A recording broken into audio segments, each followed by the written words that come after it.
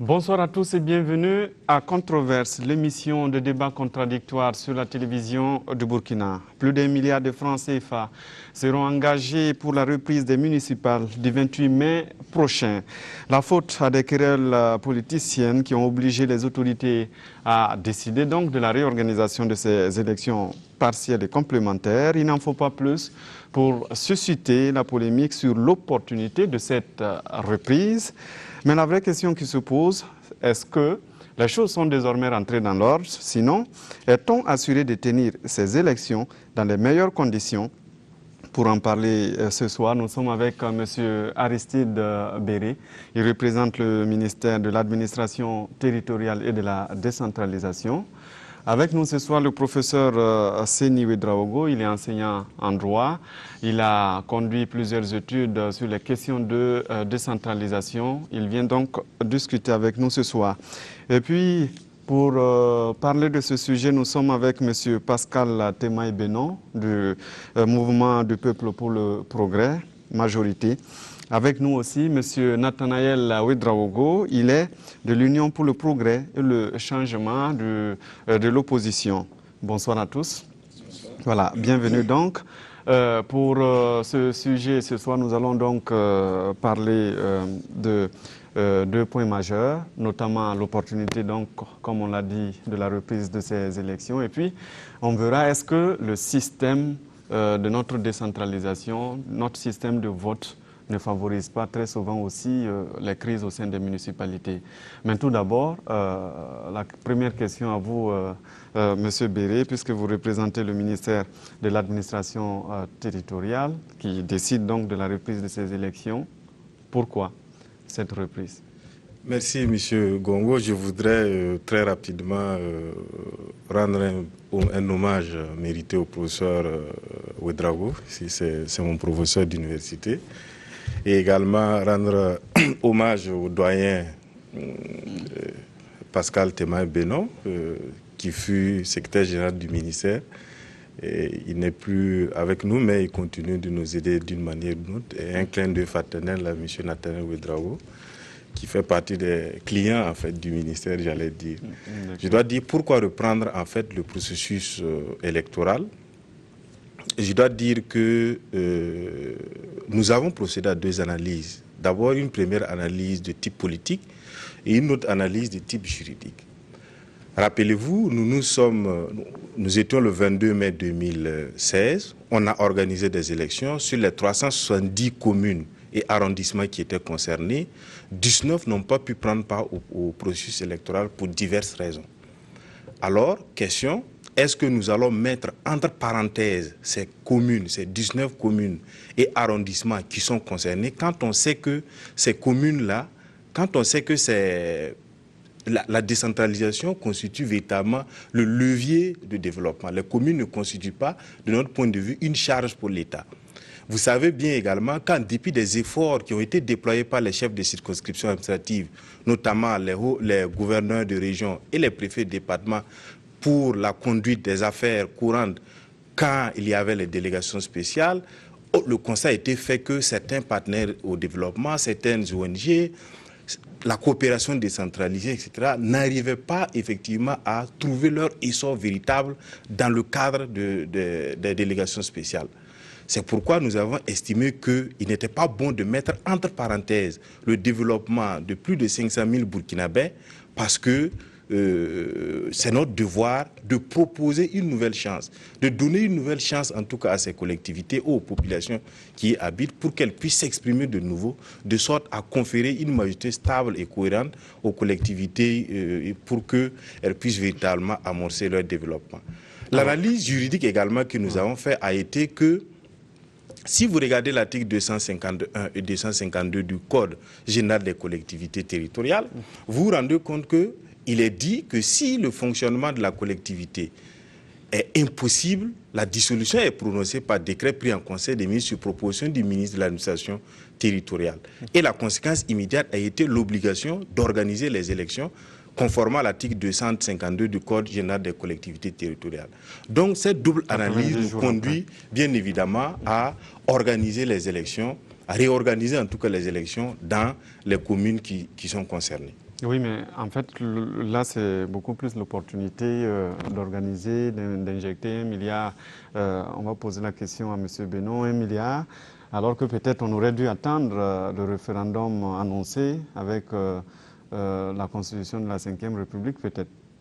Oui, peut-être, mais je pense que ce que le représentant du ministère de l'administration territoriale a dit, tout à fait juste, parce que c'est la loi même qui nous impose l'organisation de ces élections. Sinon, il aurait été plus simple, me semble-t-il, que ces 19 collectivités soient mises peut-être en délégation spéciale, parce que la délégation spéciale, c'est vrai qu'elle n'est pas... Ça aussi, la loi l'autorise. Oui, non, mais il est dit, il y a des délais qui sont donnés hein, quand on dissout un conseil municipal. Il y a des délais qui sont 90 jours, il faut organiser de nouvelles élections. On ne peut pas mettre cette disposition-là de côté. C'est une disposition qui est contenue dans le Code général des collectivités. Donc, pour nous, en tout cas au niveau de notre parti, nous pensons effectivement qu'une collectivité qui est gérée de façon par une délégation spéciale représente pratiquement aussi un échec de la démocratie. Il faut à tout prix que les populations à la base gèrent leurs propres affaires. Parce que quand vous prenez la constitution de notre pays, il est dit que le Burkina Faso est organisé en collectivité territoriale. Donc, c'est une obligation politique en ce qui nous concerne. Et on avait une obligation juridique aussi, parce que les dispositions du Code général des collectivités l'imposent. Et 1,2 milliard, c'est vrai, ça semble être beaucoup, mais lorsqu'on aura organisé de façon sereine ces élections et que les collectivités se seraient désigné leurs propres représentants, peut-être qu'en retour, elles auront plus que ce montant-là dans le cadre de leur coopération décentralisée avec les autres communes à l'extérieur. Alors, de façon sereine, on va y arriver justement.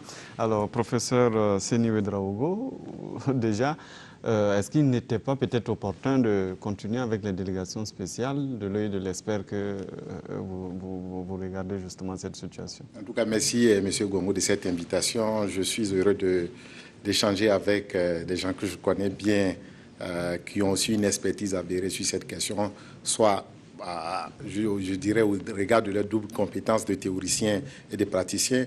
Moi, je me mets dans la posture théorique pour essayer de jeter un regard, comme on dit en sciences froid et clinique, sur le processus qui est en train de se dérouler. Moi, je dirais que l'analyse qu'il faut avoir, elle doit être holistique, c'est-à-dire il faut l'envisager dans une perspective globale pour essayer de tutoyer, de questionner nos modèles de démocratie, parce que c'est le choix du modèle de démocratie locale qui est mis en question ici avec la question du financement qui s'élève à 1,2 million. J'ai entendu ça et là des arguments que juridiquement sont fondés, politiquement peuvent se justifier dans le contexte où on est. Mais moi, je pense qu'il faut aller au-delà de la simple mécanique de l'instrumentum juridique pour se demander est-ce que la question du financement, du coût, je dis, parce que la démocratie a un coût, est-ce que cette question ne doit pas nous amener à essayer de repenser notre modèle? J'ai entendu M. Benoît dire tout à l'heure que même si 1,2 milliard c'était un peu important, dans le cadre de la coopération décentralisée. Donc là, il y a un mot qui montre qu'il y a un aveu d'impuissance quant à notre système à pouvoir générer des ressources qui constituent un levier essentiel pour le fonctionnement de nos collectivités locales. Donc pour moi, la règle juridique, elle est là, elle est assez contraignante, mais la règle juridique, elle est un compromis d'un rapport de force politique. Donc, il nous appartenait, à mon avis, entre acteurs politiques, entre, je dirais, ressortissants du Burkina, de nous demander est-ce que c'est le modèle qui convient, parce qu'à mon avis, je pense qu'on aura l'occasion de revenir là-dessus. Les élections qui vont être organisées ne nous permettent pas de solder la difficulté que nous pose le modèle d'organisation de notre décentralisation. Monsieur Ouedraogo. Oui, bonsoir à tous et bonsoir à vos téléspectateurs. Pour moi aussi, je suis content d'être sur ce plateau et de pouvoir apporter la contribution de l'UPC à travers le secrétariat national chargé des questions électorales que je suis. C'est vrai que notre pays a opté pour la décentralisation Et cette orientation de la décentralisation est due, comme vient de dire le professeur Ouédraogo, à des rapports de force. Et ces rapports de force sont soldés. Je pense qu'il faut aussi voir les rapports extérieurs. Et souvent, des partenaires soumettent ou conditionnent leur appui à une forme de gestion de l'État. Et je sais que les décisions et ces rapports de force sont rentrés en jeu pour qu'au Burkina, nous ayons justement les collectivités territoriales qui sont donc gérées à la base. Mais on parle en fait de décentralisation. Et souvent, on confond en pensant que les collectivités territoriales sont des entités indépendantes. Non, c'est le pouvoir décentralisé. Seulement le mode de désignation change par rapport au préfet, au gouverneur et au commissaire, parce qu'on demande à la population en ce moment de désigner les responsables, les personnes qui vont diriger leur destinée pendant quelques années. Toujours est-il que je pense que le Burkina a fait un très bon choix, mais dans les conditions que ce choix doit s'exercer, je pense qu'il y a beaucoup de choses que nous aurons à voir et à comprendre que si nous voulons vraiment aller dans le sens, soit que vraiment les collectivités soient gérées par la population à travers les élus, ou que ce soit une décentralisation du pouvoir central, je crois que ce sont ces deux forces, ces deux contradictions, si je peux m'exprimer comme ça, en fait, qui fait qu'on est au carrefour de contradictions, et je ne sais pas si le professeur a fait cette analyse. Alors, la question justement qui se pose aujourd'hui, est-ce que ces élections suffiront à résoudre ce qui avait été le problème qu'on avait eu au départ, notamment dans des communes où on n'a pas du tout pu voter, ou bien dans des communes qui ont vu peut-être leur fonctionnement bloqué parce qu'elles n'ont pas pu désigner des responsables. Est-ce qu'aujourd'hui, on peut nous dire que sur le terrain, ces élections peuvent se passer de façon claire, comme l'avait dit M. Benon tout à l'heure, de façon sereine? Oui, on ne va pas faire du charlatanisme et préjuger en fait de ce qui va arriver.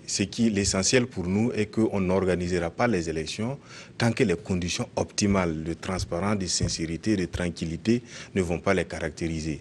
Nous avons affaire à trois cas. Nous avons des collectivités qui ont eu du mal même à se réunir pour désigner l'organe dirigeant. Est-ce qu'en organisant les élections, une majorité ne va pas se dégager de sorte à ce que la réunion puisse se faire assez facilement? Ça, c'est possible. Nous avons également des collectivités qui ont pu mettre en place leurs organes, mais ont des difficultés de fonctionnement. Avec le recul et avec toute la campagne qui va se faire et les compromis qui vont nécessairement se faire, on pense qu'une majorité nette peut se dégager en faveur d'une majorité stable, homogène pour le gouverner. Nous avons la troisième situation où il n'y avait même pas eu d'élection. À ce niveau, on peut penser que lorsque les conditions de sécurité et de tranquillité sont réunies, on peut penser objectivement que les élections peuvent se dérouler avec sérénité. Et là, les conditions de sécurité sont réunies? Nous y mettons le prix qu'il faut et le gouvernement, je pense bien, ne mènera aucun effort pour déployer tous les moyens en matière de sécurité pour assurer la tranquillité des électeurs. Alors, professeur Seni Ouédraogo.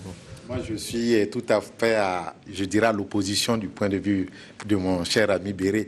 Non, je crois que quand M. Béré dit si les conditions, nous organiserons les élections quand toutes les conditions sont réunies. Mais il dit en même temps que certaines difficultés sont nées du fait de la difficulté d'avoir des exécutifs stables.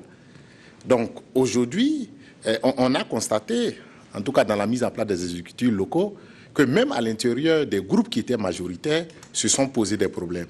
Et on a vu que des partis, même qui étaient dans la minorité, alors que la majorité s'était dégagée, des exécutifs locaux n'ont pas pu fonctionner parce qu'il y a des minoritaires qui ont brandi une sorte de minorité de blocage parce qu'ils ne se sentaient pas impliqués dans le processus. Donc moi, je suis en même temps rassuré quand il dit si toutes les conditions ne sont pas réunies, on n'ira pas. Mais en même temps, je me suis convaincu dans la posture que j'ai. Et ça me permet en même temps de répondre à M. Ouédraogo quand il dit que le modèle choisi par le Burkina est le modèle est le meilleur.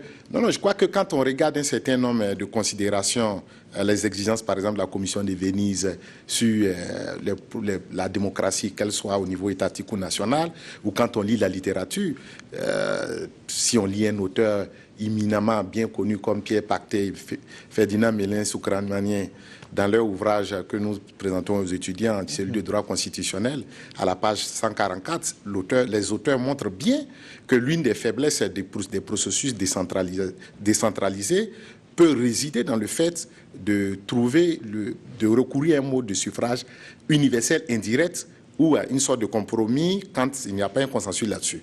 Moi, je vois bien que le modèle que le Burkina choisit rentre dans ces catégories qui sont pathogènes. Donc, je suis un peu curieux qu'on me dise que le modèle, il fonctionne, alors que je constate que moi, dans ma petite bourgade, alors qu'il y a eu élection, il y a du mal à fonctionner parce que même ceux qui sont dans la minorité croient qu'ils ont un droit à faire valoir dans la gestion de leur collectivité de base. C'est pourquoi, me semble-t-il, il faut dépasser ces canons qui, bon, quand on dit collectivité locale, moi j'ai eu la chance de participer à une grosse étude de l'UEMOA sur près de 3 ans. Je suis peut-être bien placé à partir des indicateurs de 8 pays de l'UEMOA pour montrer que notre modèle, il est très loin de présenter, je dirais, des signes de satisfaction. Alors, M. Ouedraogo. Non, je n'ai pas dit que c'était le meilleur modèle. J'ai dit que c'est un compromis. Non, pas du tout. Je n'ai pas dit ça. Oui, mais est-ce qu'aujourd'hui, on va revenir mais ce que moi je veux dire à la question, c'est de... On revient à la question de départ. Est-ce qu'aujourd'hui, vous, de votre point de vue, tout moi, je suis un peu comme le professeur Ouedraogo. Moi, je suis un peu inquiet. Je suis inquiet pour ces élections parce que les mêmes causes, pour moi, produisent les mêmes effets. Et depuis que, surtout là où il y a eu les blocages, il y a eu, parce que la première des choses, je pense que quand il y a des blocages, quand il y a des crises, il faut chercher les causes. Et les causes là, indépendamment des modèles et des outils qu'on utilise, il y a les hommes qui sont vraiment au cœur. Voilà. Et ces hommes-là, souvent, quand ils sont en marge de la loi, il faut les sanctionner. Nous avons vu dans certaines communes où il y a eu des saccages de la CECI, où on a vu des populations s'affronter, où il y a eu même des morts d'hommes. Mais en tout cas, moi, à ma connaissance, je n'ai pas appris qu'il y a des sanctions, il y a des poursuites judiciaires à la hauteur des forfaits qui tendent à montrer que nous sommes dans un état de droit où il faut respecter toutes les règles. Donc, tant que ce signal-là n'est pas donné, et je comprends, nous sortons d'une insurrection, d'une transition, les nouvelles autorités, bien sûr, sont en train de prendre leur marque, mais je crois que l'État est une continuité. Nous aurons voulu voir que vraiment ceux qui ont été les fauteurs de troubles aient été sanctionnés. Cela aurait pu permettre que dans les mêmes localités, les gens comprennent que si ça se reproduisait, ils auraient du mal. Et la première sanction pour un homme politique, je crois, c'est déjà même l'empêcher de participer aux élections. Alors qu'on voit que là encore, la CENI vient de prendre une mesure en disant c'est ouvert à tout le monde. Vraiment, c'est la prime à l'impunité et surtout à l'incitation à la violence. Et nous pensons que l'État doit prendre ses responsabilités quand il s'agit de cela. Quelle que la violence, elle vient de partout. Même si ici, concernant ces collectivités, comme a dit le professeur, souvent même c'est ceux qui avaient la majorité qui n'ont pas pu s'entendre, qui se sont affrontés et souvent aussi alimentés par ceux qui étaient minoritaires. Je suis parfaitement d'accord. Donc tout le monde est responsable à un niveau ou à un autre. Mais là où on doit faire, c'est de sanctionner et de faire passer la justice. Alors, M. Benoît. Je suis à l'opposé de ce que le professeur disait tout à l'heure par rapport à l'organisation de ces élections. Moi, je dis que ces élections peuvent être menées de façon sereine. C'est de la responsabilité des partis politiques. Parce que si les partis politiques se comprennent et s'entendent sur le terrain, parce que les électeurs, là, et les candidats, ils sont à la base. Vraiment, parfois, c'est des gens qui n'ont pas de niveau assez élevé. Si un parti politique incite ses électeurs à ne pas accepter les résultats, ça pose un problème. Moi, je dis que l'élection peut bien se mener sereinement si l'ensemble des partis politiques s'entendent. On s'est déjà entendu sur les 19 communes où on doit reprendre. On s'est réunis, on s'est entendu. Je suis pas tout à fait d'accord. Mais au niveau du MPP, nous avons sanctionné. On a sanctionné nos militants qui ont qui ont fait des saccages, des militants qui ont été indisciplinés. Nous avons sanctionné près de 129. Et parmi les 129, il y a près de 40 qui ont été exclus du parti.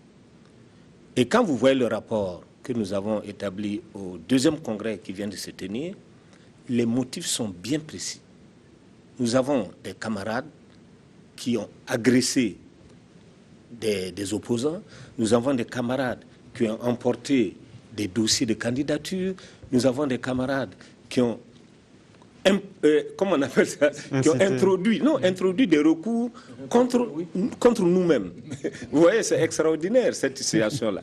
Donc ça fait que je me dis que quand on s'est vu, bon, c'est pas un secret, hein, quand on a eu à se concerter par rapport à ces 19 arrondissements, nous avons retenu les communes qui devraient être dissoutes, les conseils qui devaient être dissous, et chacun a vu qu'il y avait un échange. Hein. Ouais, on vous donne un tel poste, vous faites ceci, bon. On s'est entendu là-dessus, mais malheureusement, à la base, ça n'a pas marché. Voilà, donc il y a une indiscipline dans tous les partis qui font qu'il faut que nous maîtrisons nos troupes à la base pour pouvoir organiser des élections très sereines. Et ça, c'est la responsabilité des partis politiques. Je m'excuse, monsieur B. Je voudrais réagir. Non, monsieur Bénon, je ne parle pas, moi je ne suis pas encore aux phases de l'organisation des élections. Parce que moi j'ai une autre approche sur la question des élections. J'ai fait un post où j'ai dit pourquoi pas revisiter les instruments. Voilà. Je ne suis pas. Moi. Pardon, pourquoi ne pas? Non, bon, on va comme le journaliste dit. Mais sinon, moi je ne suis pas encore au stade du mot de désignation. Okay. Moi je parle du modèle. Je suis d'abord au niveau du modèle. On pourra tout à l'heure discuter de quel choix il faut retenir. Ouais, très bien. Parce que votre intervention était très théorique. Sur les sanctions, je dois dire qu'effectivement, il y a des sanctions qui ont été prises au niveau de la justice. Des gens ont été arrêtés et déférés dans les palais de justice de Fada. Au niveau de Bobo Dioulasso, il y a eu des arrestations. Donc je dois dire quand même qu'à ce niveau, l'État s'est assumé. On ne peut pas nous reprocher de n'avoir rien fait.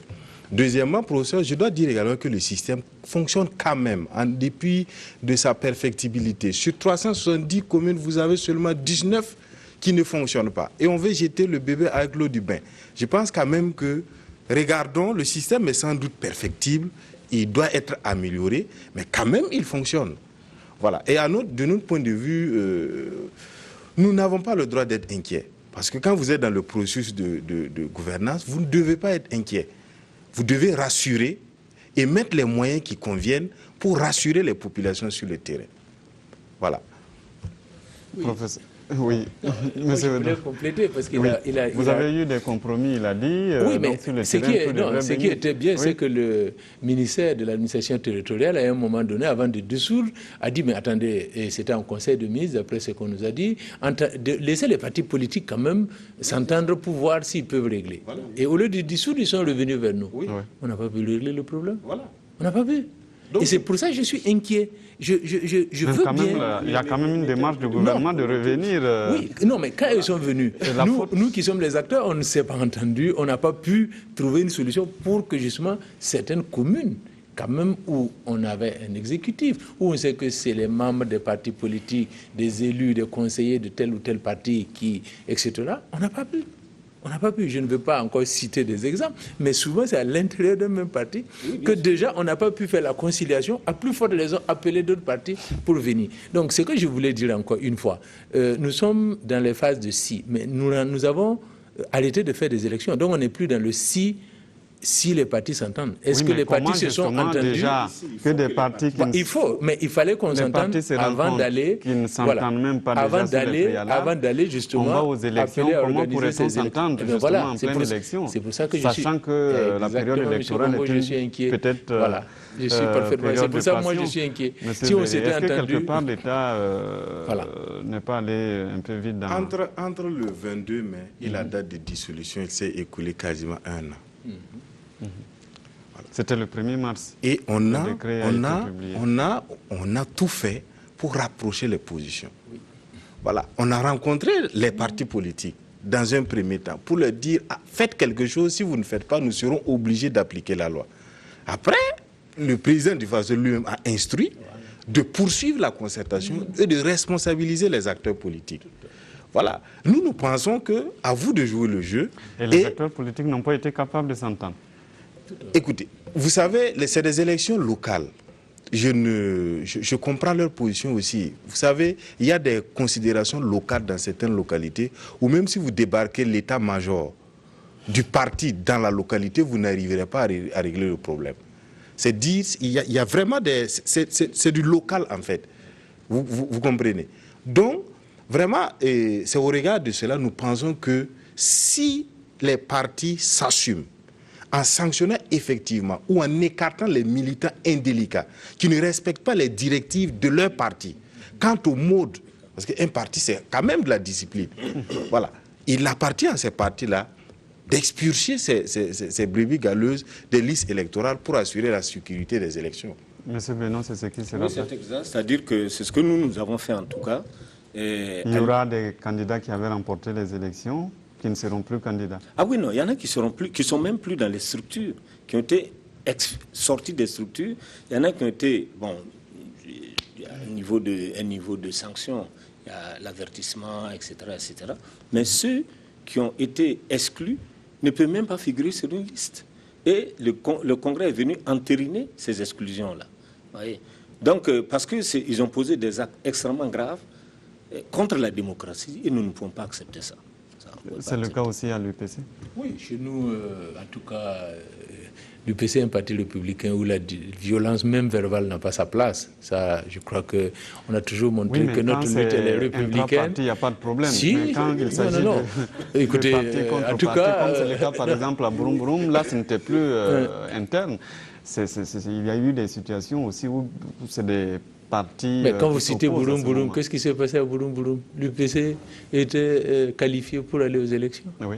Bon, alors, et là aussi, vous vous êtes entendu, c'est la question que je pose. En fait. Non, mais moi, je venais de dire que nous ne comprenons pas que, par exemple, à Bouroum Bouroum, où le Conseil d'État même avait donné un jugement là-dessus, qu'on revienne, la CENI dit que tout le monde doit participer. Dans le souci parce qu'il faut respecter la loi. Voilà. Bon, alors, est-ce que... Je viens encore. Donc, pour... Non, ce n'est pas une question de défendre la CENI. C'est pour dire encore une fois que, effectivement, ce que vous dites, politiquement, pour la paix sociale, il n'y a pas de prix. Mais est-ce que c'est la paix sociale ou bien la prochaine fois que moi, je sais qu'en empêchant une élection de se tenir parce qu'on m'a invalidé, je bloque le processus pour qu'on dise au nom de la paix, la prochaine fois, je dois participer. C'est toute la question qui est posée, ce n'est pas autre chose. Oui, M. Berry. C'est vrai, il y a eu des décisions qui ont été rendues dans le cas de Bouroum Bouroum, mais nous avons pris quand même la peine de demander au Conseil d'État quant à l'attitude à tenir. Oui. Et le Conseil d'État nous a offert deux choix. Soit vous fermez, soit vous continuez. Soit vous fermez, vous continuez, soit vous ouvrez. Nous avons pensé que même au sein des partis qui étaient déjà en liste, il peut se poser le problème du remplacement des gens. Il peut arriver qu'un conseiller municipal que vous avez positionné décède. Il y a des cas comme ça, il y a des conseillers municipaux qui sont décédés, qui ne veulent plus, qui sont émigrés ou qui ne veulent même plus entendre parler de cette affaire. Qu'est-ce que vous faites? Nous avons pensé qu'il était bon d'ouvrir la compétition à tout le monde, justement dans un souci d'apaisement. Il ne sert à rien de forcer le jeu à la Mobutu pour arriver à une seule liste où d'office, il n'y a même pas d'élection, il n'y a même pas de compétition. Et voilà, véritablement, ce n'est pas ça qui arrangera le processus électoral et le conseil municipal à la base. Moi, je suis heureux de constater qu'il y a encore des contradictions. Le montre, les partis politiques sont opposés quant à la solution de sortie des crises. Dans les discours qui sont émis là, on voit bien que les élections ne seront pas forcément le gage qu'on rentre dans une vraie démocratie locale. Moi, je pense et je reste convaincu que ces élections ont une dose d'indétermination dans la mesure où on est dans un suffrage universel indirect. Et donc, le choix du citoyen, il n'est pas réel, il n'est pas effectif, dans la mesure où ce sont les élus qui vont aller choisir, par des compromissions politiques, aller choisir les exécutifs. Donc, on n'est pas encore sorti de l'ornière. Mais ce qui m'inquiète, c'est que ce qui pourrait aurait pu être la solution, c'est-à-dire une sorte de démocratie consociative où les acteurs politiques s'entendent pour trouver une solution, on a dit tout à l'heure, n'apparaît pas comme un moyen de résolution des différends qu'on a. Moi, je m'interroge sur le devenir de notre décentralisation, parce qu'en réalité, c'est de cela qu'il s'agit. Pour ceux qui connaissent bien notre processus de décentralisation, les collectivités, parce que le modèle de l'intégralité que nous avons choisi ne permet pas de doter en ressources suffisantes les collectivités qui ont du mal à fonctionner. En fait, c'est cette question qui nous amène à nous interroger sur la mobilisation de 1,2 milliard pour réorganiser des élections, alors que l'État... 1,2 milliard, merci. Alors que l'État, il n'est même pas capable de mobiliser ne serait-ce qu'une dizaine de milliards pour alimenter les ressources des collectivités locales. Donc, M. Béré a dit que la décentralisation doit apparaître comme le levier du développement. Mais on a choisi des mécanismes qu'on a du mal à financer. Donc, on a du mal à donner à nos entités décentralisées les moyens pour le développement. En partie, ce qui explique ces difficultés, c'est l'incapacité à trouver des exécutifs qui soient stables et qui aient les moyens justement pour pouvoir fonctionner. Donc moi, je dis, le coût du fonctionnement aujourd'hui est un sérieux prétexte qui doit nous permettre de discuter le modèle. Est-ce qu'aujourd'hui, on pense que les élections qui, dans notre pays, ont une vertu, je dirais, clivante, parce que c'est de cela qu'il s'agit, on a vu que dans des collectivités, il y a eu des majorités qui se sont dégagées, mais ceux de l'opposition ont dit on va boycotter les sessions parce qu'on n'a pas été intégrés. Donc, est-ce que nous pensons que les élections, comme M. Ouédraogo l'a dit tout à l'heure, est-ce que c'est les élections qui vont permettre de vider ces difficultés-là? Moi, je pense que non. Je pense qu'il faut faire, comme dit le professeur Bado, il faut tenter de trouver le modèle qui nous permet d'avoir des exécutifs. Ça peut être par des compromis, qui soient élargis à tous les acteurs, société civile, partis politiques, chefferies traditionnelles, religieuses, etc. Mais moi, je pense qu'on doit pouvoir des exécutifs qui soient capables de pouvoir réunir les gens, parce que la construction aussi du modèle étatique procède de cela. Parce que tout le monde sait que depuis les années 60, les États africains sont très loin d'avoir gagné le processus de construction de l'État-nation. Ça achoppe sur une question que nous connaissons tous bien ici, c'est l'absence de vision commune des collectivités humaines.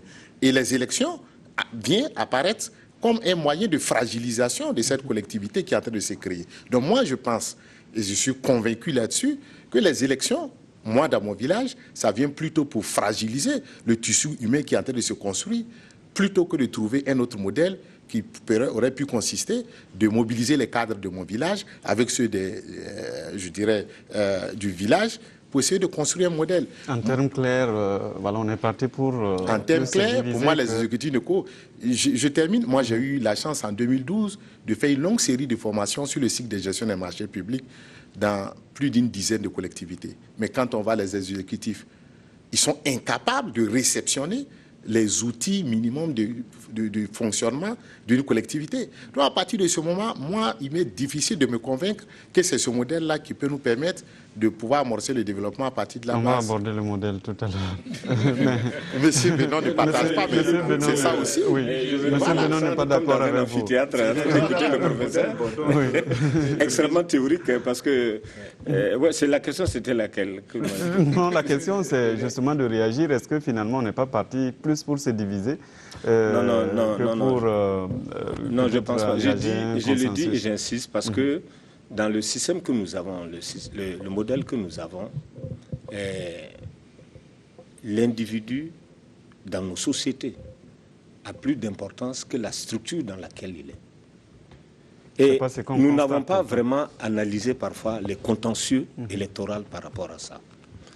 Vous arrivez dans un village où quelqu'un est véritablement impopulaire, qu'est-ce qu'il fait? Il cherche une couverture d'un parti qui est, dont on parle, qui a les moyens, etc. etc. Donc, le problème, c'est la partitocratie qui s'installe dans notre pays, alors. Non, je termine. Mais parce que je vous vois venir. Non, j'arrive. Donc, cet individu qui se présente, la population n'en veut pas. Mais le parti qu'il a mandaté ne le connaît pas. Donc, on se retrouve dans une situation où on ne comprend pas. Nous avons quelqu'un, on a eu 30 élus, par exemple, sur 40. Bon, normalement, on a la mairie, mais on dit, ce monsieur-là, on ne veut pas de lui. Et là, je m'approche un peu du professeur, parce qu'il faut qu'on arrive à ce que, et peut-être aussi de l'UPC, qu'on arrive à ce que le maire et les adjoints, c'est-à-dire toute l'équipe communale, soient connus d'avance. Là, quand on fait le choix, vraiment, le choix, c'est ce que M. Nathalie a voulu faire à Ouagadougou. Bon, il n'a pas eu beaucoup de chance, mais bon, en tout cas, la démarche, moi j'ai apprécié cette démarche-là. Il s'était présenté et dit, moi je suis le maire de Ouaga, je veux être le maire de Ouaga. Et si on votait pour lui, on ne discutait plus, c'était lui le maire de Ouaga. Mais ça, ce sont des réformes. Ce sont des réformes de cette émission. Pardon? On risque pas d'avoir un débat en seconde partie de l'émission. Ah bon, d'accord. Parce qu'on est d'accord sur finalement le processus qu'il doit adopter. On est tout à fait d'accord sur les questionnements en fait, qui sont émis par le professeur sur l'efficacité en fait, du dispositif.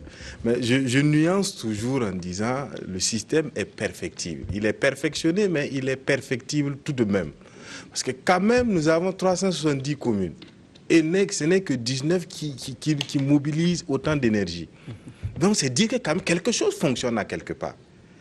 Qu'est-ce qui ne fonctionne pas? C'est vers là que nous devons aller et trouver le mécanisme pour débloquer là où ça coince, de mon point de vue. Mais je pense quand même que le système fonctionne quand même. Oui, mais est-ce qu'on n'a pas beaucoup de chances de se retrouver peut-être plus fragilisé qu'au départ? Peut-être non. D'autant plus que les partis n'ont même pas pu s'entendre. C'est ce que je pense. Moi, je pense qu'on ne va pas préjuger en fait de ce qui va arriver. Ce qu'on apprend ici, c'est qu'il y a eu des tractations entre partis. C'était officiel. Qui n'ont pas pu s'entendre et malgré tout, on va aux élections. Donc, on n'est pas sûr justement de s'entendre pendant les élections, d'autant plus qu'on sait quand même... Justement, si nous ne sommes pas sûrs, professeur... M. Perrier lui-même dit que ce sont des tractations qui ont été conduites, je dirais, sous le contrôle de l'administration. Ça montre bien que l'administration était persuadée que son mot de désignation peut être insuffisant. C'est ce que j'ai dit. Le système est perfectible. Oui, mais il est insuffisant. Mais moi, je crois que... Nous n'allons pas dire, professeur, que parce que nous avons des craintes, on ne va pas y aller. Qu'est-ce qu'on fait? On met entre parenthèses ces 19 communes parce qu'on a peur de ce qui va arriver? Non, de mon point de vue, allons-y, offrons les garanties, mettons les moyens, sensibilisons, éduquons, etc. pour essayer. Lorsqu'on n'aura pas réussi, au moins, on aura essayé. 1,2 milliard quand même. Non, attends, il ne faut pas mettre en parallèle, en fait, dans la balance, les questions d'efficacité démocratique et d'efficience économique. Ça ne fonctionne pas comme ça. Ça aiderait le professeur d'avoir un laboratoire in situ à 1 milliard et voilà, c'est ce que non, vous savez bien que... Non, ce que M. Béré, moi, ce que j'ai dit, c'est que même quand on dépasse le cap de la désignation des élus, on est au début des problèmes, des problèmes de notre décentralisation. Oui. Sa capacité à s'autofinancer. C'est ça tout le problème. Moi, mon problème, je pense que, comme j'ai dit tout à l'heure, le financement, le mot de désignation, moi, c'est un prétexte pour discuter. Exactement. Sur notre décentralisation. Exactement. Je pense qu'aujourd'hui, la plupart des spécialistes qui s'intéressent à la décentralisation dans notre sous-région montrent que, d'abord, le niveau d'articulation de notre décentralisation est une de ses faiblesses majeures, la décentralisation intégrale. Alors que d'autres sont là, la théorie et la pratique s'épousent, où les gens sont à 2 niveaux. Nous, on est pratiquement à 3 niveaux d'échelon. Et nous, on est parti dans la ruralité, alors qu'on sait que notre pays est incapable de produire les richesses qu'il peut. Donc, M. Benoît a dit, ça c'est aujourd'hui un aveu qui est pratiquement devenu, je dirais, une ligne directrice de notre politique de décentralisation, la coopération décentralisée. Mais jusqu'où on va compter sur la coopération décentralisée pour sortir notre pays des problèmes. Donc moi, je pense qu'au-delà de cette question, on va faire des élections, on va faire le coup. Oui, d'abord le coup, moi je l'ai fait d'abord pour l'université. M. Bénon, M. Ouedraogo auraient pu s'entendre, puisque on a dit qu'on a 2 possibilités. On aurait pu choisir la voie de la loi, qui est la plus contraignante, puisque la loi s'impose à tout le monde. Elle dit que le mot de désignation, ça doit être l'élection. Mais on aurait, pourquoi pas, peut-être aussi parce que la loi, c'est nous qui la faisons, réfléchi sur l'autre, je dirais, mécanisme, et si on s'entendait pour mettre en place des délégations. Là, ça aurait pu se faire, par exemple, par un dialogue politique, comme nos acteurs politiques ont montré qu'ils savent très bien le faire, élargi, majorité opposition parlementaire comme non parlementaire, société civile et autres, pour voir comment on peut mettre des majorités je dirais provisoire, le temps dans ces collectivités, et puis nous donner à l'université nos 1,2 milliard, on allait construire nos amphis. Comme ça, on aurait réglé, au moins comme ça allait être un consensus national, fût-il mou, mais ça allait permettre de régler la situation de ces zones-là, le temps que, on trouve aussi une solution alternative à d'autres problèmes. Parce que moi, je pense que la décentralisation, c'est un mode d'organisation de l'État unitaire en vue du développement. Moi, ce n'est pas l'élection de l'élu qui m'intéresse, mais c'est sa capacité à pouvoir répondre aux besoins de développement. Ouais. Voilà, donc c'est ça qu'il faut résoudre. Monsieur Nathanaël Ouedraogo. Oui, on discute autour du milliard et quelques, mais c'est vrai que l'université en a besoin et les étudiants, je suis d'accord. Mais justement, ça va vous donner l'opportunité d'avoir un laboratoire grandeur nature in situ, et donc vous allez pouvoir porter votre étude, en tout cas profiter de l'aubaine qui vous est donnée. Mais pour parler sérieusement, j'ai dit au départ, à l'ouverture de cette émission, que souvent cela nous est imposé, ces modèles-là de l'extérieur. Il y a beaucoup de pays, surtout les pays nordiques de l'Europe, qui soumettent leur contribution, et vous-même vous savez, à la décentralisation intégrale. Et moi, je suis d'accord que, en tout cas, le Burkina, nous sommes à plusieurs échelons. Moi, je pensais même que c'est 5, mais comme le professeur dit que c'est 3, je ne connais pas bien la théorie. La nation gouvernée. Non, voilà, mais c'est que je dis, parce que moi, je me dis, s'il y a les collectivités, etc., on remonte à la préfecture, on remonte jusqu'à la région. Et après, il y a l'État qui est là, avec les ministres. Bon, vraiment, il y a beaucoup de superpositions d'autorité. Et c'est vrai que quand on descend au village aujourd'hui, et par exemple, moi j'ai vu au Niger, que par exemple la chefferie traditionnelle, on l'a introduit dans les conseils municipaux, pour justement permettre que ceux qui ont aussi une autorité, et on parle souvent des personnes vraiment qui ont un leadership dans la commune, qui puissent aussi avoir, comme vous avez dit, société civile, etc., chefferie traditionnelle, religieux, qu'ils puissent avoir une façon de réellement peser. Parce que nous avons copié un modèle, mais ce modèle-là, en fait, le maire, par exemple, dans une ville de France, il est avocat, il est médecin, il a son boulot.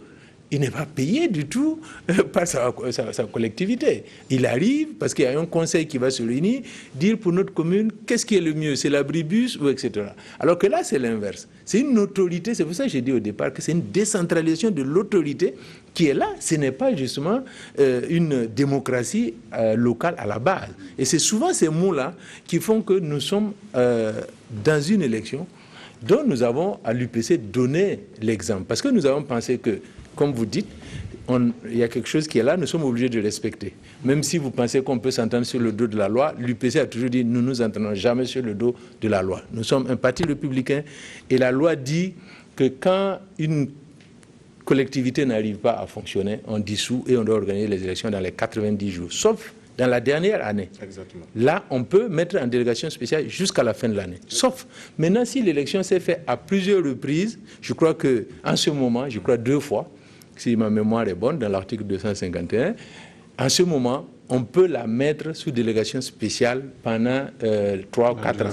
Mais si on n'a pas fait au moins 2 élections, c'est difficile de nous entendre sur le dos de la loi, CENI, État, parti politique, dit bon, les 19, on va violer la loi et c'est notre... Ça passera même pas. Si on n'est pas d'accord pour ça. Même si on était d'accord, voilà, même si... Voilà. Donc je pense qu'il faut que, comme vous dites, que nous revenons à l'Assemblée, nous pouvons revenir à l'Assemblée et demander, c'est pour ça, moi je pense que ces débats-là, et sûrement nous devons revisiter le code électoral et le processus pour revoir justement ces fonctionnements-là. Et intégrer que la population a besoin de savoir à l'avance, pour moi, qui va gérer ses affaires.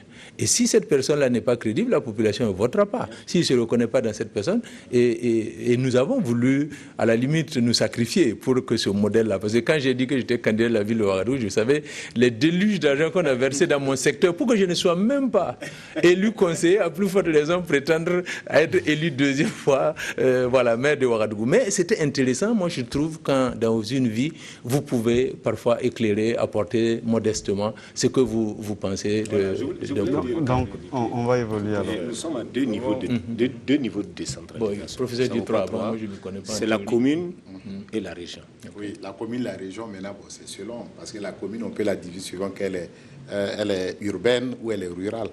Parce que le problème de la ruralité peut être aussi pris comme une entité distincte Maintenant, si vous découpez communes rurales, communes urbaines, communes à statut particulier, régions, communes à statut particulier, et régions, bon, on monte à 5. Mais la loi ne dit pas ça. La loi dit que c'est la commune et la région qui sont les deux niveaux de décentralisation. Maintenant, on parlait des préfets, des hauts commissaires. Là, c'est vraiment l'État qui est représenté à ce niveau. Non, mais c'est pas. Mais je voulais insister sur le fait aussi, pour dire au professeur que le fait que j'ai parlé de la coopération décentralisée, elle vient comme un appoint. Ce n'est pas que la commune compte sur ça seulement, et sinon ça ne va pas marcher. Il ne faut pas oublier aussi que l'État finance les communes par les dotations de fonctionnement, les dotations d'équipement, les dotations d'investissement, et chaque année, une enveloppe de, je sais pas... C'est ça qui est bien faible. Monsieur Béraud, oui, c'est faible. Les chiffres, on sait que la question, parce que l'autonomie de gestion des collectivités tient à la capacité de pouvoir avoir des possibilités de lever l'impôt, ce qui est quasiment exigé dans le modèle francophone. Donc, les budgets sont essentiellement constitués de subventions étatiques qui, dirais, sont très faibles. Du pourra nous donner les chiffres, qui, dirais, sont très faibles. Et puis, bon, de la coopération des... Au point que vous qui avez été gouverneur, vous connaissez un peu la structure des budgets de nos... Oui, mais alors, on va avancer justement sur la nécessité peut-être de repenser même le système. Oui, exactement. Oui. Nous sommes engagés justement dans ce processus de réforme, en fait, du processus électif et donc même de l'architecture, en fait, organisationnelle des élections. Vous vous souvenez que pour ce qui concerne spécialement les communes, dans le programme politique du président du Faso, instruction a été donnée justement de trouver un modèle qui permette de connaître à l'avance celui qui prétend être maire, pour faire l'économie en fait des bagarres qui se passent souvent au moment de la désignation. Nous avons reçu toutes sortes de propositions et l'une des propositions les plus originales a dit de se passer en fait du mode d'élection et de convoquer tous les corps constitués du village pour constituer le conseil municipal. Ça est dans notre base de données. On nous a dit, bon, faites venir les autorités coutumières, religieuses, les représentants des paysans, des jeunes, des femmes, etc. pour constituer le conseil municipal par consensus. Sans passer par les élections. Sans passer par les élections. C'est une proposition que nous avons reçue.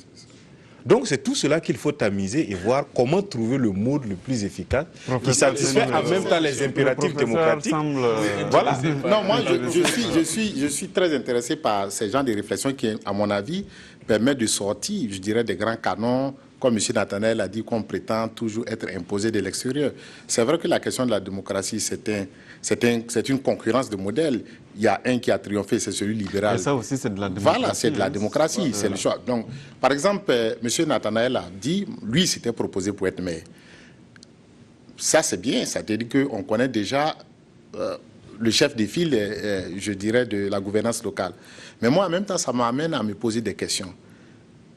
Est-ce que, quand on dit qu'on va connaître déjà dès le départ le maire, c'est-à-dire qu'on va vers le mode de scrutin qui favorise, je dirais, une majorité stable, celui le mode de scrutin majoritaire ou le mode de scrutin proportionnel. Parce que quand il a été retenu chez nous, le scrutin proportionnel, c'est parce que dans la vision de ceux qui l'ont conçu, ils se sont dit la meilleure façon de construire la démocratie dans nos États fragiles, c'est de pouvoir assurer une certaine représentativité.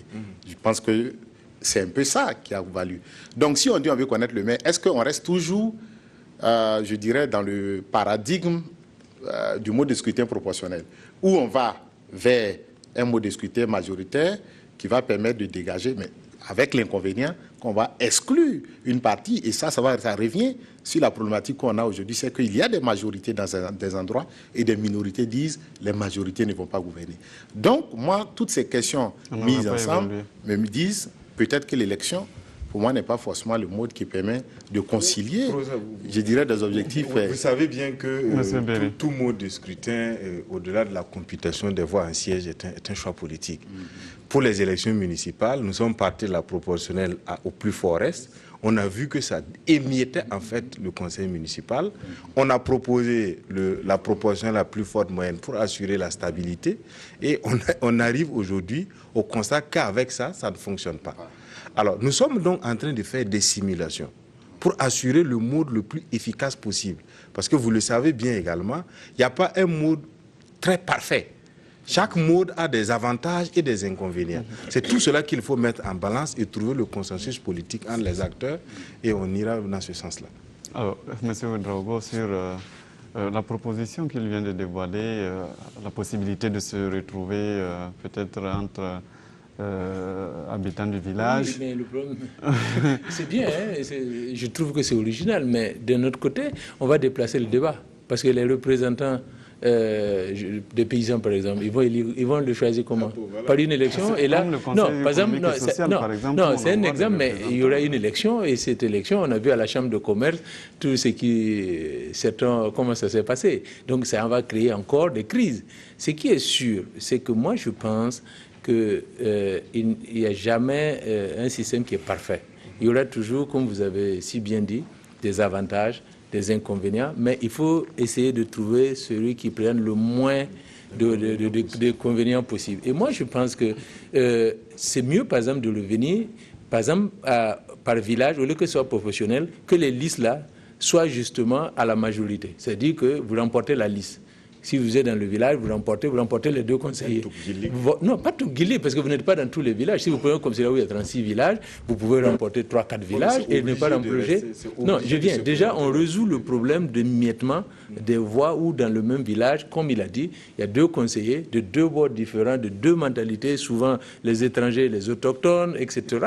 C'est ça, en fait, qu'il faut éviter. Et par exemple, en ville, les secteurs, par exemple, ici il y a 5 conseillers, le parti qui arrive prend les 5, ce qui permet d'avoir vraiment une stabilité du conseil. Et mieux, par exemple au Niger,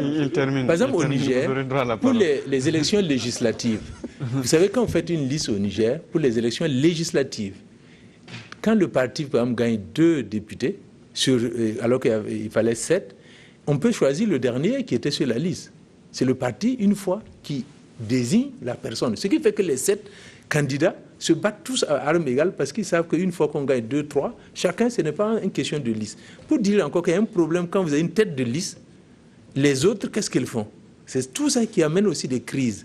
Donc, en fait, il faut aussi observer dans la sous-région comment on résout justement ces crises de les gens sortent, font leur liste. Et quand, pour terminer, ce que vous dites là, si on s'en tenait aux partis politiques en sanctionnant, comme vous avez dit tout de suite, vous allez voir que ces gens-là vont se présenter en indépendant, vous faites quoi? La loi les y autorise. Monsieur Benoît, qui trouve votre proposition dangereuse. Dont il parle, les 2 par village, le Touguili, en fait, comme il l'a dit, mais ça va aggraver la situation. Parce que vous avez des villages où majoritairement, vous avez des migrants. Et je viens de ils vont prendre les 2 sièges. Ça, c'est un problème. Alors que s'il y avait la possibilité d'avoir un siège chacun, ça résout les problèmes. Il y a des villages, par exemple, je ne vais pas citer des communes, parce qu'on est en direct. Il y a des communes où le chef du village dit qu'il ne veut pas voir le maire. Tout à fait. Il ne veut pas de ce maire, parce qu'il n'est pas de son ethnie, carrément. Voilà. En regardant, M. Gongo, les Mm-hmm. différentes propositions qui nous parviennent et en les questionnant, on se demande même est-ce que le niveau village ou secteur doit toujours être une circonscription électorale. Voilà. Est-ce que ce n'est pas la commune qui doit présenter une liste unique? Exactement. Voilà, donc ce sont des réflexions, des pistes de réflexion, et bon, tout le monde doit être consensuel et on verra. Je constate que dans le modèle, vous avez vu l'exemple que M. Ouedraogo a présenté, le cas du Niger, on voit que les partis politiques veulent toujours avoir la préséance. C'est vrai, c'est des professionnels du métier, mais maintenant, est-ce que la démocratie, à la base, ça doit être une question de développement ou ça doit être un enjeu, un premier enjeu de pouvoir? Puisque de toute façon, quand on parle, les politiques n'ont pas les mêmes visions que ceux qui questionnent le développement. Donc, il me semble que si on veut régler véritablement le problème de développement dans notre pays, il faut pouvoir trouver un mécanisme qui permette à tout le monde de se sentir concerné par le processus de décentralisation. Parce que même tout de suite, si on aborde la question du financement de la décentralisation, etc., la capacité à lever même les financements au sein de nos collectivités trouve sa difficulté du fait que les gens ne se sentent pas concernés par le processus qui est mis en place. Donc, les élections, ou quel que soit le mode qu'on viendra trouver, pourrait être peut-être un début pour déterminer les exécutifs locaux, mais à mon avis, ça ne permettrait pas de résoudre la question du développement de nos collectivités qui, à mon avis, est assez complexe. Oui, mais est-ce que le vrai problème de toutes ces divisions n'est pas peut-être lié au partage du butin qu'on croit avoir peut-être à l'intérieur des mairies? Il a dit tout à l'heure, ailleurs, peut-être c'est des gens qui ont un emploi bien déterminé, qui gagnent bien leur vie, qui font du bénévolat. Ce qui n'est pas toujours le cas ici, parce que lorsqu'on investit dans la campagne, on veut reprendre peut-être quelque part ce qu'on a investi. Les acteurs politiques sont là pour répondre à cette question. Le mandat, je sais que le mandat du maire est gratuit, hein. Il n'est pas rémunéré en principe, gratuit, mais quand même on constate que... Non, il n'est pas rémunéré. Le mandat est gratuit. Voilà, il n'est pas rémunéré, mais comment expliquer en fait? Comment expliquer justement si c'est du bénévolat, si on vient juste mettre sa compétence à la... Je pense que c'est un premier enjeu de pouvoir de mobilisation déjà de l'électorat.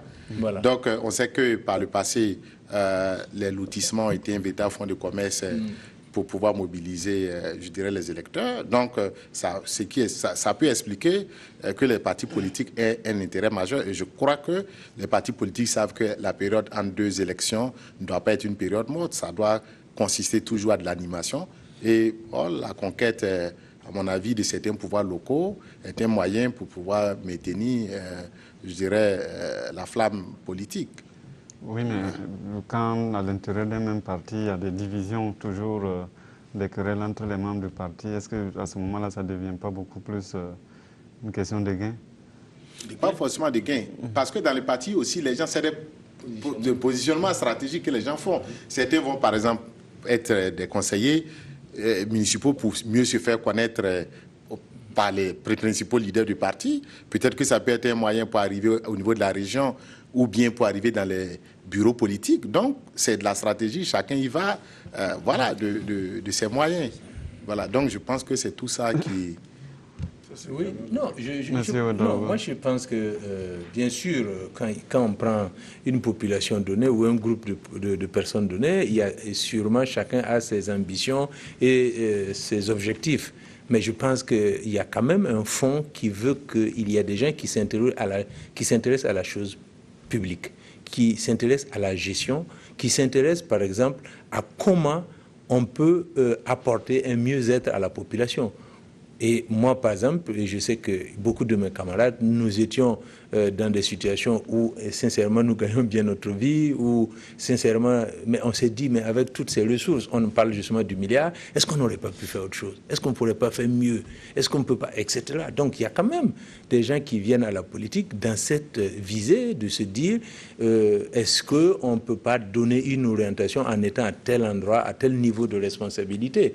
Et je crois qu'il y a ces personnes-là aussi. Ce n'est pas toujours la part du gain ou le machin. Politiques, M. Benoît a dit, ils ont essayé de faire les tractations entre les partis. Des partis politiques qui sont mus par, je dirais, cette mission salvatrice ou bien du bon samaritain qui n'arrive pas à s'accorder pour nous faire l'économie de 1,2 milliard. Parce que là, ça nous aurait permis de... Ce que je voulais dire avant de lui passer la parole, c'est une seule chose. Non, il n'a pas bien compris. Nous sommes entendus, les partis politiques au sommet. Mais comme c'est une décentralisation, arriver à la base, dans un village donné, nous n'avons pas été écoutés. Et c'est ce qu'il a dit, même si on descendait tout l'état-major dans certains établissements, les gens se disent qu'ils n'écouteront pas les gens de Ouaga, même si c'est le président du parti. Mais sinon, les partis, nous sommes entendus. Et nous avons appelé jusqu'à la base. Ça aussi, c'est l'esprit du bon samaritain qui a... Non, ce n'est pas l'esprit, c'est pour dire.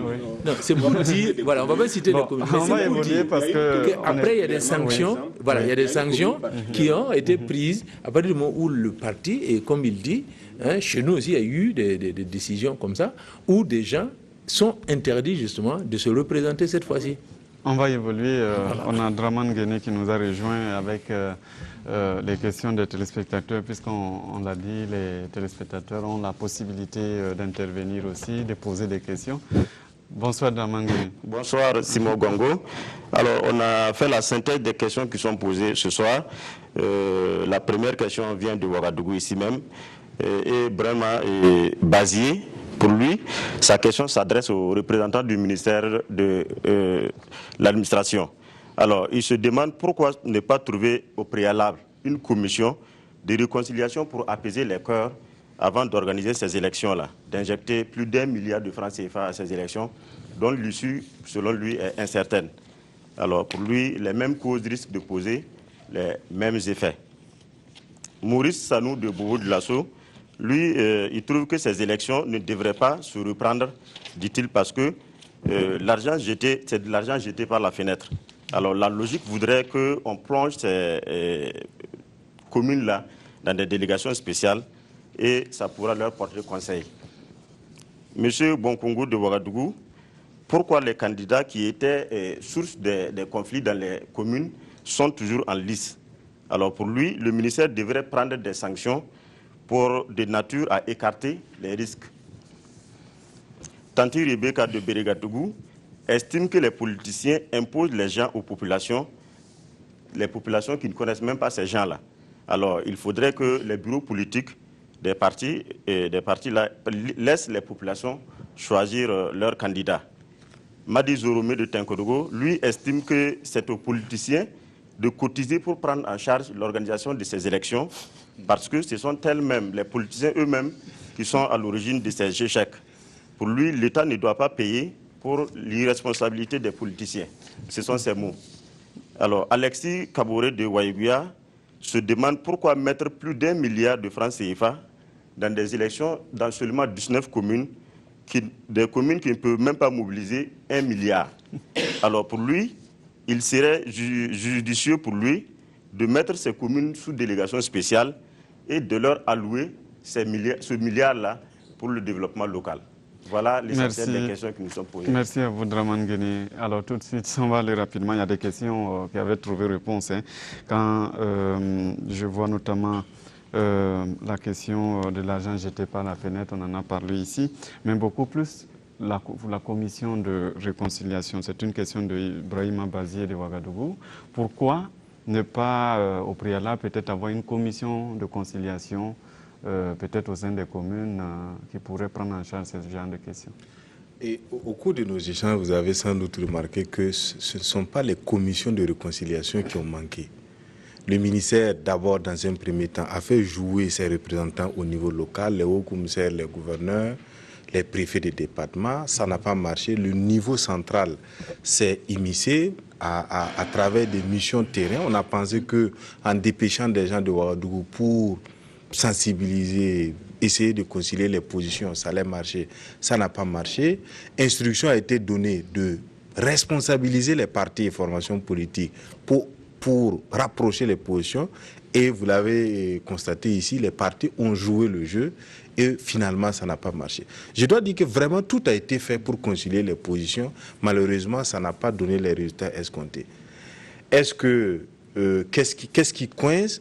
Je pense franchement qu'il s'agit véritablement de considérations locales et d'antagonismes familiaux, j'allais dire de quartiers, de villages, qui empêchent véritablement de cerner avec précision et d'apporter la solution qui convient.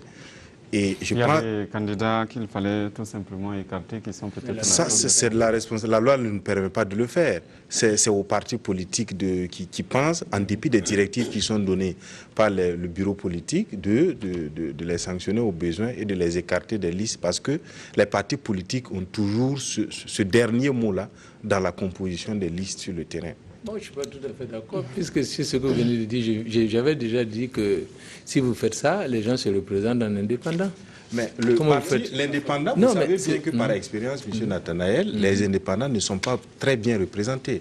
Parce qu'ils n'ont pas l'appareil que vous avez, ils n'ont pas l'expérience que vous avez, ils n'ont pas les soutiens institutionnels et humains et financiers que vous accompagnez, que vous utilisez pour accompagner les acteurs sur le terrain. Non, et ça va m'étonner qu'un indépendant en solo puisse non seulement, dans une commune qui comporte par exemple 15 villages, il lui faut déjà réunir 30 personnes pour les titulaires, 30 autres pour les suppléants, ça fait déjà 60, et trouver les ressources pour payer les cautions et battre campagne, à lui seul, il ne pourra pas.